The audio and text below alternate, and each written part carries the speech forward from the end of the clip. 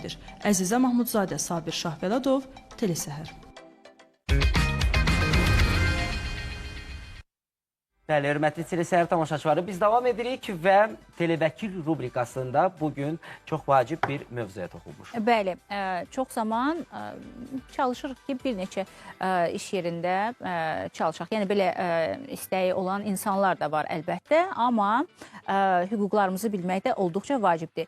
Bir işçi iki müəssisədə, iki iş yerində çalışa bilərmi? Bunun üçün nələr tələb olunur? Qaydalar nədən ibarətdir? Televəkili izləyək.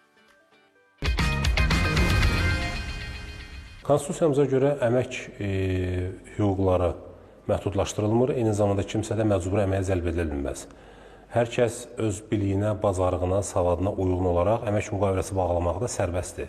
Konstitusiyanın bu normasından çıxış edərək əmək məcəlləsi də müəyyən edir ki, hər bir kəs əsas iş yerində olduğu kimi əsas iş vaxtından əlavə və ya əsas iş vaxtı müddətində də əsas iş yeri üzrə işə götürənin razılığı olduğu təqdirdə əvəzçilik qaydasında həm həmin iş yerində, həm də digər iş yerində əvəzçilik qaydasında müqavilə bağlayaraq işləyə bilər. Burada əsas məsələ odur ki, şəxsin əvəzçilik qaydasında ikinci və üçüncü iş yerində işlədiyi iş onun əsas iş yerinə mane olmasın, əsas işə götürənin belə deyək də əmək müqaviləsi üzrə tələblərini pozmasın. Çünki əgər işçi əsas iş yeri üzrə əmək müqaviləsi üzrə öhdəliklərini pozarsa, onun əvəzçiliyi üzrə işləməsi qeyri-mümkün olacaq. Bir, bu məsələ gözlənilməlidir.